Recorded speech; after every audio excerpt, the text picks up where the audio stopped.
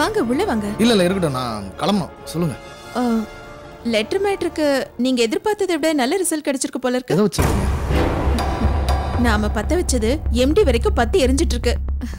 வழக்கம் போல இந்த தடவையும் கதிர் தான் மாட்டினான். அவன் தான் இந்த லெட்டர் எழுதிருப்பான்னு லட்சுமியே எம்டி கிட்ட கம்ப்ளைண்ட் பண்ணிட்டாரு. எம்டியும் சஸ்பெண்ட் பண்ற அளவுக்கு போயிட்டாரு. அப்புறம் வெறும் வார்னிங் பண்ணி விட்டுட்டாங்க. நம்ம பிரச்சனைக்கு அடுத்தவன் தலை உருள்றது நல்ல விஷயம் தான். லக்ஷ்மிக்கு கதிர் மேல இருக்கிற சந்தேகம் குறையாம பாத்துக்க. நீயும் அப்பப்ப ஏத்தி விடு. அப்பதான் லக்ஷ்மிக்கு ஓ மேல சந்தேகம் வராம இருக்கும். ஓகே. செவத்துல எங்களை பத்தி எழுதி போட்டாச்சு. லெட்டர் மூலமாவும் பிரச்சனையை கிளப்பியாச்சு.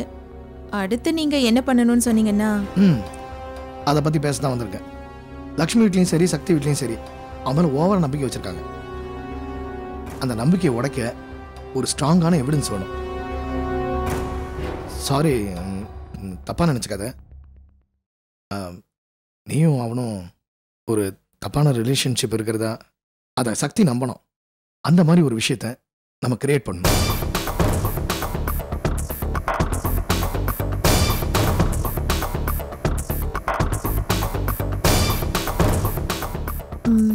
நாங்க 2 பேரும் கல்யாணம் பண்ணிக்கிட்ட மாதிரி ஒரு கிராஃபிக்ஸ் போட்டோ ரெடி பண்ணலாமா? கிராஃபிக்ஸ்லாம் ஓல்டு ஐடியா. இந்த பாரு, அதை கண்டுபிடிக்கிறது நிறைய சான்ஸ் இருக்கு. நீயும் அவனும் ரொம்ப நெருக்கமா இருக்கிற மாதிரி ரியலாவே ஒரு போட்டோ எடுக்கணும். அப்பதான் லெட்டர்ல இருந்தது பொய் இல்ல, நிஜம்தான்னு எல்லாரும் நம்புவாங்க. ரியலா போட்டோ எப்படி எடுக்கிறது? எப்படி முடியும்? ஏன் முடியாது? அதுக்கான சிச்சுவேஷன் நம்ம கிரியேட் பண்ணணும். எனக்கு ஒன்றும் புரியல. உங்க பிளான் என்னன்னு தெளிவா சொல்லுங்க. இந்த பார், லக்ஷ்மி கல்யாணத்துக்கு இன்னும் கொஞ்ச நாள் தான் இருக்கு. இந்த கேப்ல முடிஞ்ச வரைக்கும் லக்ஷ்மி உன் கூடயே இருக்கிற மாதிரி பாத்துக்க. அதை சக்திக்கும் தெரியவே. நீ பேசுறது, நடந்துக்கிறது எல்லாமே உன் மேல சிம்பத்தி வர மாதிரி பாத்துக்க. அப்பதான் நீ எப்ப கூப்பிட்டாலும் ஓடி வருவான்.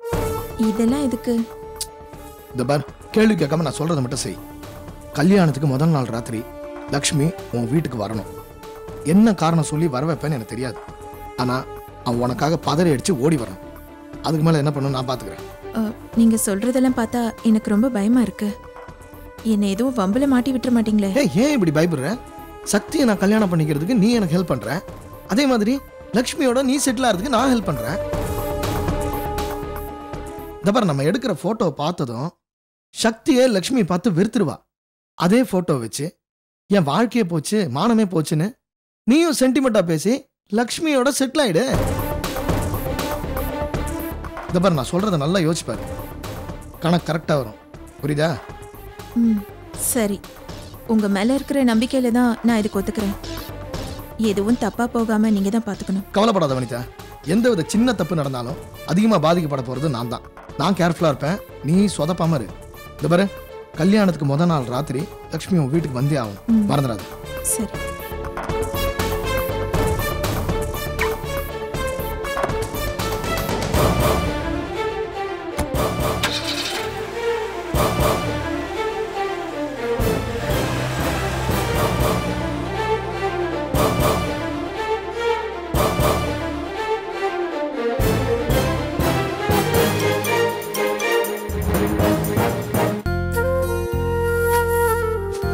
சுசி, தண்ணி குடுமா.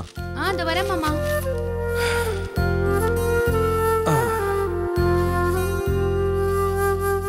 என்னங்க மாமா? சிவனேசா, சாப்பாடு சூடா இருக்கு, சாப்பிடுறியா? இல்லக்கா, அப்புறம் சாப்பிட்றேன். ஏங்க, நீங்க சாப்பிடுறீங்களா? நான் மச்சானோட சேர்ந்து சாப்பிட்றேன். என்னப்பா சிரிச்சுக்கிட்டே இருக்க? இல்லக்கா, இன்னைக்கு திலீபனை அவங்க அப்பாவோட பார்த்தேன். அண்ணன் அவனுக்கு புது பைக் வாங்கி கொடுத்துருக்காரு. புது ட்ரெஸ்ஸை போட்டுக்கிட்டு, பைக்கில் கூலிங் கிளாஸ் எல்லாம் போட்டுக்கிட்டு.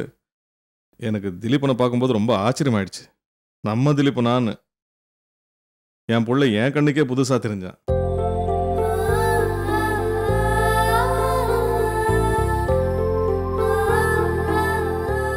அவன் செய்கிற வேலைக்கு, அவன் இருக்கிற இடத்துக்கு அந்த பைக்கு தான் பொருத்தமாக இருக்கும். அது புரியாமல் நான் தான் பைத்தியக்காரத்தனமா செகண்ட் ஹேண்ட் பைக்கு அது இதுன்னு சொல்லிட்டேன். மச்சான், அவனை நீ இன்னும் உன் பிள்ளையாவே பார்த்துட்டு இருக்க. ஆனால் அவன் தட்சிணாமூர்த்தி பிள்ளையா மாறி பல நாள் ஆச்சு. எனக்கு அப்படி தோணல மாமா. என்னை பார்க்குற வரைக்கும் அவங்க அப்பாவோட அவன் சந்தோஷமாக தான் போயிட்டு இருந்தான். ஆனால் என்னை பார்த்ததும் எங்கே நான் சங்கடப்பட போறேன்னு அமைதியாயிட்டான். என் கண் பார்வையிலேருந்து மறையிற வரைக்கும் அவன் சகஜமாகவே இல்லை தெரியுமா. அவன் என்னை கண்டுக்காம கூட போயிருந்திருக்கலாம். ஆனால் நான் கஷ்டப்படக்கூடாதுன்னு அவன் நினைக்கிறான் பாருங்க. அதுலேயும் அவன் மாறலன்னு தெரியுதுல்ல. நீ எப்படியே நினைச்சிக்க மச்சான், நான் என்ன சொல்றது. ஆனா எப்பவும் இதே மாதிரி இருப்பான்னு மட்டும் நம்பிடாத. அந்த நம்பிக்கை பொய்யாயிடுச்சுன்னா உனக்கு தான்ப்பா கஷ்டம். ஒருவேளை அப்படி ஒரு சூழ்நிலை வந்துச்சுன்னா ஏத்துக்கிட்டு தானே ஆகணும். பிள்ளைங்க என்னை மறக்கிறதுங்கிறது எனக்கு ஒரு மரண தண்டனை மாதிரி தான்.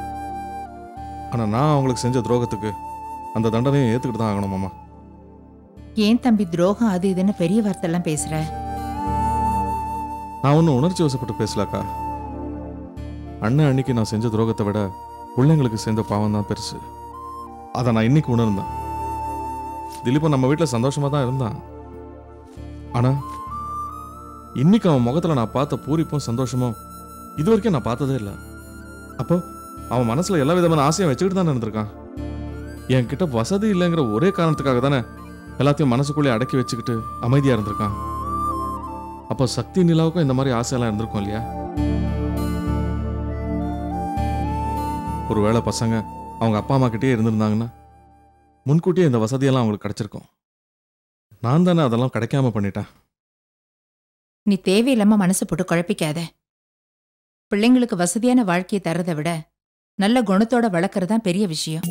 அந்த வகையில பார்த்தா நீ வளர்த்த 3 பிள்ளைங்களுமே தங்கமான பிள்ளைங்க. அதை நினைச்சு நீ சந்தோஷப்படணும். ஆமா மச்சான், உன்னோட அவங்க இருந்தது சாபம் இல்லை, பெரிய வரம். இதை கூடிய சீக்கிரம் தட்சிணாமூர்த்தி புரிஞ்சுப்பார். சாப்பாடு எடுத்து ம்.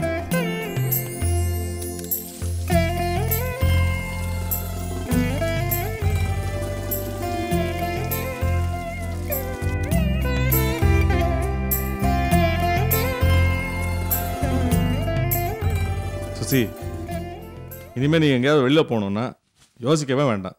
திலீபனுக்கு ஒரு ஃபோன் பண்ணு, அவன் புது பைக்கை கொண்டு வந்து உன்னை கூட்டிட்டு போயிடுவான்.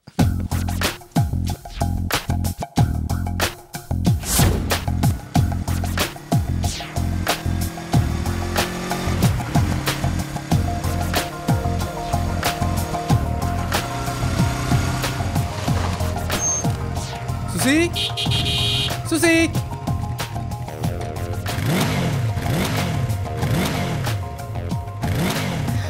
ஹாய், பைக்கு எப்போ மாமா வாங்குனீங்க? எந்தில்ல என் ஃப்ரெண்டுது அவசரமா வேணும்னு சொல்லிட்டு வாங்கிட்டு வந்திருக்கேன். சரி வா, வெளியே ஒரு ரவுண்ட் போயிட்டு வருவோம். வீட்ல யாரும் இல்லையே, வந்தாங்கன்னா தேடுவாங்க. நான் வரல. அவன் வரத்துக்குள்ள வந்துடலாம் சுசி. இது பாரு, வண்டி என்கிட்ட ரொம்ப நேரம் இருக்காது, சீக்கிரமா. இருங்க, நான் வீட்டை பூட்டிட்டு வரேன்.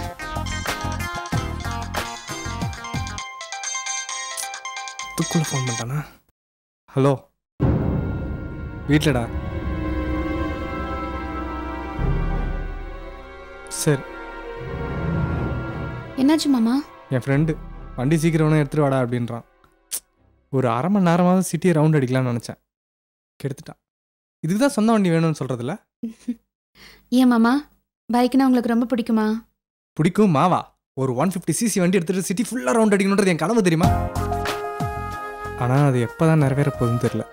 சம்பாதிக்க ஆரம்பிச்சா வாங்கிட மாட்டீங்களா? ம். அது சரி, பைக் வாங்கின உடனே முதல்ல யாரை கூட்டிட்டு போவீங்க? முதல்ல அம்மாவை தான் வச்சு கூட்டிகிட்டு போவேன். அம்மா இல்லாதனால எனக்கு பிடிச்ச ஒரு பொண்ணை வச்சு கூட்டிகிட்டு போகலான்னு பார்க்குறேன். யார் அவ? அடி மண்டு மண்டு, எனக்கு பிடிச்ச பொண்ணு நீ தான், எனக்கு ஒய்ஃபாக வர போகிறதும் நீ தான். உன்னை தவிர வேறு யாருக்கிட்டே வண்டியில் இடம் இருக்கு? ம்.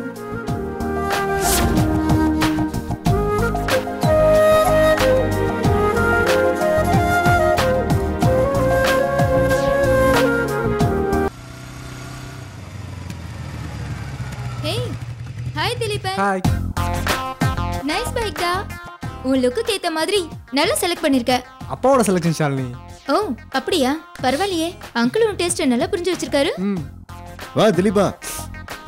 ஹாய். ஏமா ஷாலு, ஏன் திலீபனை வெளியே நிக்க வச்சு பேசிக்கிட்டு இருக்க? அப்பா, அங்கிள் திலீபனுக்கு புது பைக் வாங்கி கொடுத்திருக்காரு. பைக் நல்லா தான் இருக்கு, ஆனா அண்ணனுக்கு இருக்க வசதிக்கு திலீபனுக்கு காரே வாங்கி கொடுத்துருக்கலாமே. அங்கிள், அப்பா கார் தான் வாங்கி தரேன்னாரு, ஆனால் நான் தான் பைக்கில் ஃபிக்ஸ் ஆகிட்டேன். கார்ல போறதாப்பா என்னைக்கா இருந்தாலும் சேஃப்டி பிளஸ் கம்ஃபர்டபுள். பைக்ல போறது ரிஸ்க் தானே. ரிஸ்க் எடுக்காம லைஃப்ல என்னப்பா த்ரில் இருக்கு சொல்லுங்க? கார்ல போறது ரொம்ப போரிங்கான விஷயம். ஏதோ கூண்டுல அடைச்சு வச்ச மாதிரி இருக்கும். உங்கள மாதிரி ஓல்டேஜ் குரூப்க்கு அது செட் ஆகும். எங்கள மாதிரி யூத்துக்கு பைக் தான் பெஸ்ட் சாய்ஸ். பேச்சு வாக்குல அப்பனை கிளவனாக்கிட்ட. கோச்சிக்காதீங்கப்பா. உங்க மைண்ட் செட் வேற, எங்க மைண்ட் செட் வேற. காருங்கிறது நீங்க பிரஸ்டீஜ் இஷ்யூக்காக பாக்குற ஒரு விஷயம். But we are looking for the fashion. Dress, shoe, vehicle, watch இப்படி எல்லாமே எங்களுக்கு ட்ரெண்டியா இருக்கணும். அதுவும் ஈஸியா ரோட்ல பில்லியர்ட்ல பாய் ஃப்ரெண்டையும் கேர்ள் ஃப்ரெண்டையும் உட்கார வச்சுக்கிட்டு 100 கிலோமீட்டர் ஸ்பீட்ல போற த்ரில் இருக்கே, அது அனுபவிச்சாதான் தெரியும். அது மட்டும் இல்லை அங்கிள், இப்போ இருக்கிற டிராஃபிக் ஒரு இடத்துக்கு சீக்கிரமாக போனோம்னா பைக் தான் கரெக்டாக இருக்கும். இதுதான்ப்பா வேலிட் பாயிண்ட். சமயத்தில் டிராஃபிக்கை பார்த்தா ஏன்டா ஆஃபீஸுக்கு போகிறோன்னு தோணும். சாலு, திலீபனை உள்ள கூட்டுவாமா பாப்பா. சரிங்க. ஏய் திலீபன், புது பைக் வாங்கியிருக்கல, என்ன ஜாலியாக ரவுண்ட் கூட்டிட்டு போ. ஷாலினி, இல்லை வண்டி வாங்கினா முதல்ல உன்னை வச்சு தான் கூட்டிகிட்டு போவேன்ட்டு சுசி கிட்ட. என்ன மாரியம்மன் கோயில வச்சு சத்தியம் பண்ணியா? அவளை வச்சு தான் முதல் ரவுண்டு போவேனா? எதுக்குடா இங்க வந்த? அவகிட்டே போக வேண்டியது தானே. இந்த பென்ட்ரைவை உங்ககிட்ட கொடுத்துட்டு ஆஃபீஸ்க்கு லேட்டாக வரும்னு சொல்லிட்டு போலாம் தான் வந்தேன். ஓகே. அட பாவி. சாரி. ஏய் ஒரு நிமிஷம்டா. ஹலோ. சார் சொல்லுங்க sir. Okay sir. Okay sir, no problem. நான் வந்துடுறேன் சார். Okay bye sir. என்னாச்சு ஷாலினி, திடீர்னு சீரியஸ் ஆயிட்டா? இல்ல, ஷாம் சார் தான் ஃபோன் பண்ணாரு. பெங்களூர் கிளைண்ட் நாளைக்கு ஈவினிங்கே ஃபாரின் கிளம்புறாங்களாம். நாளைக்கு மார்னிங்கே நாம அவங்கள மீட் பண்ணி ஆகணும். It's not a big deal Shalini. ஒரு வாரம் கழிச்சு போறதா நாளைக்கே போறோம். இதுல என்ன ப்ராப்ளம் உனக்கு? ஏய் என்னடா புரியாம பேசுற? நான் இன்னும் பிரசன்டேஷனை ரெடி பண்ணல தெரியுமா? இப்பவே ஆபீஸ் போனாதான் இன்னைக்கு நைட்டுக்குள்ள ரெடி பண்ண முடியும். ஆனா நீ தான் வேற ஏதோ பிளான் வச்சிருக்கியே. என்ன பேசுற நீ? ஒர்க்குன்னு வரும்போது இந்த மாதிரி விஷயத்துக்கு இம்பார்ட்டன்ஸ் கொடுக்க கூடாது நீ தானே சொல்லியிருக்க. சுசி இப்ப பார்க்க போறதா பெங்களூர் போயிட்டு வந்து பார்க்க போறேன். இதுல என்ன இருக்கு? ஏய் சாரிடா, என் மேல எதுவும் கோவம் இல்லையே. ஏய் என்ன லூஸ் மாதிரி பேசுற? வண்டியில உட்கார், ஆபீஸ் போலாம். சரி, நான் போய் அப்பா கிட்ட சொல்லிட்டு வரேன்.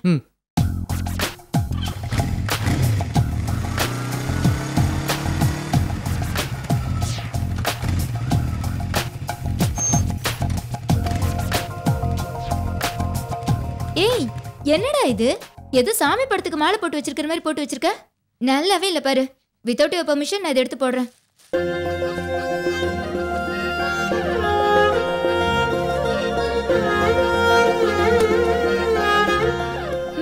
இப்ப போலாம்.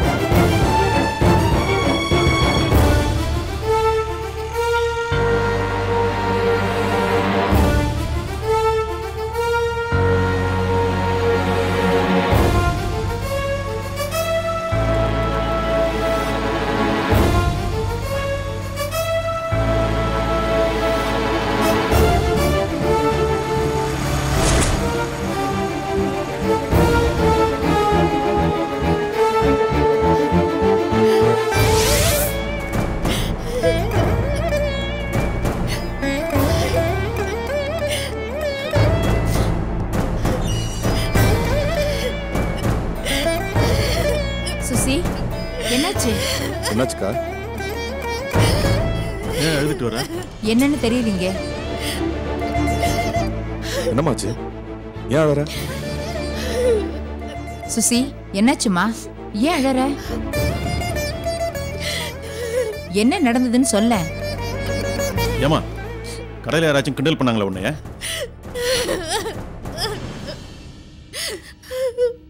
கடைக்கு தாங்க போனா, மாத்திரை வாங்க அனுப்புனேன்.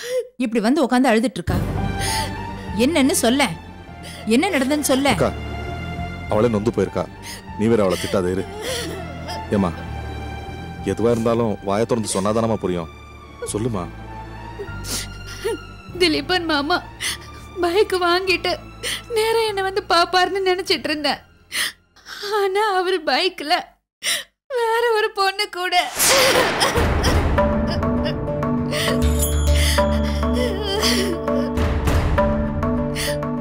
அடி பாவி, இந்த சின்ன விஷயத்துக்கா இவ்வளவு ஆர்ப்பாட்டம் பண்ண? உனக்கு வேணா இது சின்ன விஷயமா இருக்கலாம், ஆனா எனக்கு அப்படி இல்ல. திலீபன் எப்படிமா நம்ம ஏரியாவுக்கு வருவான்? நீ வேற யாரையாவது பார்த்து திலீபன் நினைச்சிட்டு இருக்கேன்னு நினைக்கிறேன். இல்ல மாமா, நிச்சயமா அது திலீபன் மாமா தான். அவரை எனக்கு அடையாளம் தெரியாதா? சரிம்மா, அது திலீபனாவே இருக்கலாம். உன்னை பார்க்க வரலான்னு வந்திருக்கலாம். இடையில ஏதோ போன் வந்து அவசரமா கிளம்பி போயிருக்கலாம். இதெல்லாம் பெருசுப்படுத்த கூடாதுமா. நான் புது பைக் வாங்கினதோ உன்னதான் முதல்ல கூட்டிட்டு போவேன்னு சொன்னாரு. ஒன்னு தவிர வேற யாருக்கும் அதுல இடம் கிடையாதுன்னு சொன்னாரு. ஆனா இப்போ வேற யாரும் ஒருத்தியோட. என்னம்மா இது? நீ விவரமான பொண்ணுன்னு நினைச்சேன். இப்படி குழந்தைத்தனமா இருக்கியே. அவன் கூட வந்தவங்க அவன் கூட ஒர்க் பண்ற பொண்ணா இருக்கலாம், இல்ல தெரிஞ்சவங்களா இருக்கலாம். இன்னைக்கு பொண்ணுங்க பசங்க பைக்ல போறதுங்கிறது பெரிய விஷயம் இல்லையே. இது எல்லாத்தையும் பெருசா எடுத்துக்கலாமா? என் கண்ணு முன்னாடி அவர் இன்னொருத்தியோட பைக்ல போறத என்னால சகிச்சுக்க முடியல மாமா. எந்த சூழ்நிலையா இருந்தாலும் ஏன் இடத்த என்னால இன்னொருத்திக்கு விட்டு கொடுக்க முடியாது. ஏய், நீ பேசுறது உனக்கே பைத்தியக்காரத்தனமா தெரியல? விட்ட சக்தி நிலா கூட அவன் பைக்ல போக கூடாதுன்னு சொல்லுவ போல இருக்கே. இந்த ஒரு விஷயத்துக்காக மட்டும் நான் இப்படி சொல்லலமா. மாமாவுக்கு இப்பெல்லாம் என்ன பத்தின ஞாபகமே இல்ல. அதனாலதான் இந்த மாதிரி ஒரு காரியத்தை பண்ணிருக்காரு. இத பாரு சுசி, திலீப மேல இருக்கிற பாசத்துலதான் நீ இப்படி எல்லாம் பேசுறேன்னு எனக்கு நல்லா புரியுது. ஆனா இந்த அளவு கடந்த பாசம் தான் நாளைக்கு உனக்கு பெரிய பிரச்சனையா மாறும். ஒரு ஆபீஸ்னா பசங்க பொண்ணுங்க எல்லாம் ஒன்னா ஒர்க் பண்ணுவாங்க. பல நேரங்கள்ல அவங்களோட வெளியே போக வேண்டியிருக்கும், நிறைய நேரம் செலவு பண்ண வேண்டியிருக்கும். இதெல்லாத்தையும் சகஜமா எடுத்துக்க பழகிக்கணுமா? இந்த பாரு, கல்யாணத்துக்கு அப்புறம் நீ இப்படி அழுது புலம்பிட்டு இருந்தீங்கன்னா ஆரம்பத்துல திலீபன் ஒன்று சமாதானப்படுத்துவான். ஆனா மறுபடியும் இதையே பிரச்சனை பண்ணிட்டு இருந்தீங்கன்னா அவனுக்கு உன் மேல கோவம் தான் வரும். அது பெரிய வாக்குவாதம் ஆகும். அதுக்கப்புறம் சண்டையில தான் முடியும். அதுக்கப்புறம் உங்க வாழ்க்கையில நிம்மதியே போயிடும். அந்த அளவுக்கு போக விடாம நீ தான் தெளிவா நடந்துக்கணும். நீங்க என்ன சமாதானம் சொன்னாலும் என் மனசு சமாதானம் ஆக மாட்டேங்குது மாமா. அவர் என்னை விட்டு விலகி போறாரோன்னு பயமா இருக்கு.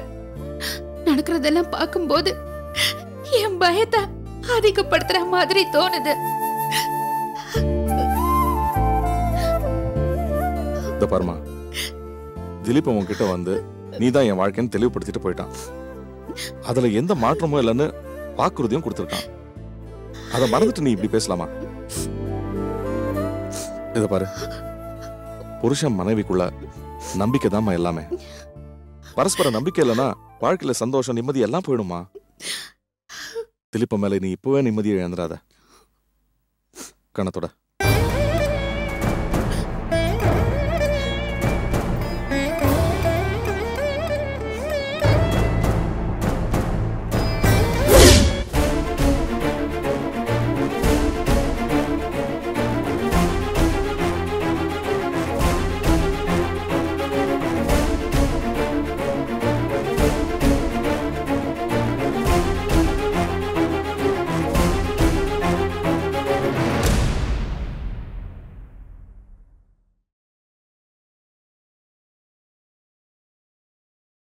அக்கா கிட்ட நீ இப்பெல்லாம் சகஜமா பேசுறதே இல்ல. எப்ப பார்த்தாலும் சண்டைக்கு நிக்கிற. அக்கா எவ்வளவு ஃபீல் பண்றாங்க தெரியுமா? அது காரணம் நான் இல்ல, அவங்க தான். நான் எப்பவும் போல சகஜமா பேசணும் தான் நினைக்கிறேன். ஆனா அவங்க தான்